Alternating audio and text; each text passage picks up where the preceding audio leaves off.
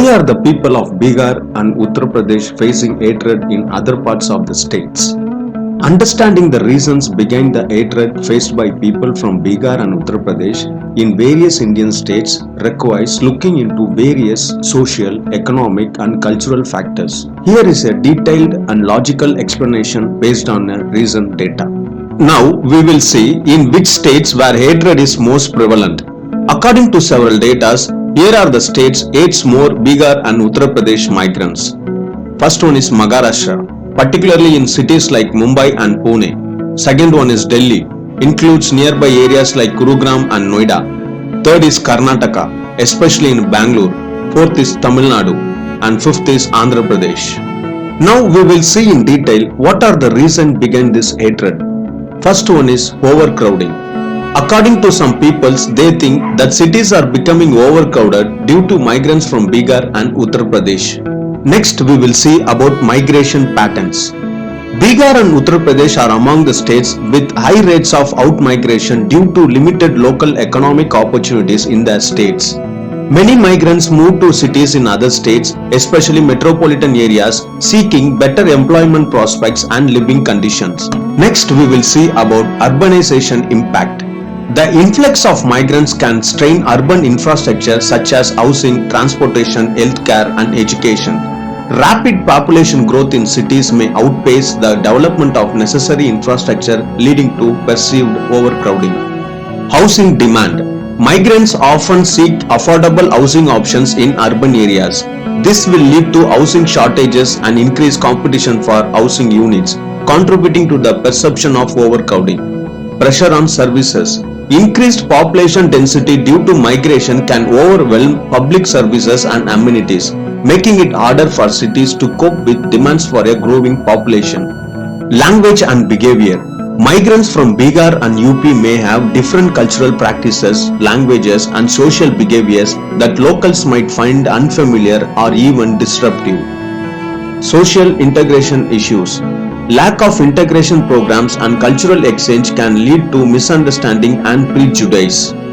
Vote bank politics. Politicians sometimes exploit regional and cultural differences to consolidate their vote base, which can lead to increased xenophobia. Public hygiene and cleanliness. There are perceptions that migrants may not adhere to cleanliness standards in public spaces, contributing to a sense of disorder. Traffic violations. Some migrants might be seen as disregarding traffic rules, leading to congestion and accidents, which can create resentment among locals. Occupational practices. In sectors like construction or informal labor, migrants might be perceived as cutting corners or engaging in unethical practices to secure work.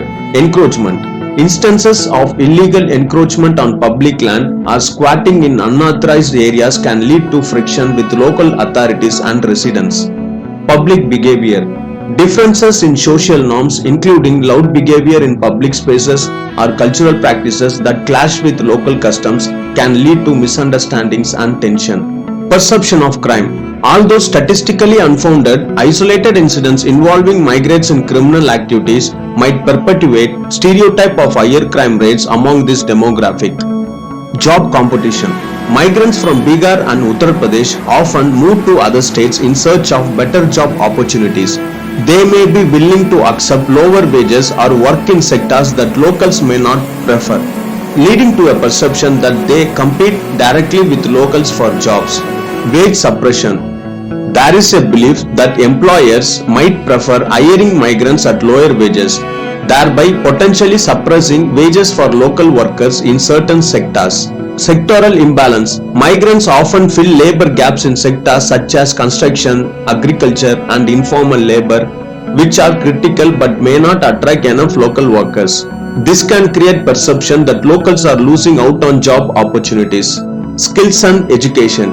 In some cases, migrants from Bihar and Uttar Pradesh might possess skills or qualification that make them competitive in job market, potentially displacing less qualified locals in those sectors. Media coverage. Crimes involving migrants may receive disproportionate media attention, leading to a perception that migrants are disproportionately involved in criminal activities compared to locals. Socio-economic factors. Migrants often come from economically disadvantaged backgrounds and may settle in marginalized areas where crime rates are already higher. This can contribute to a statistical correlation between migration and crime rates. Urban concentration. Migrants often concentrate in urban areas where economic opportunities are more abundant but may also face challenges such as poverty and lack of social support, factors that can contribute to crime. Perception bias.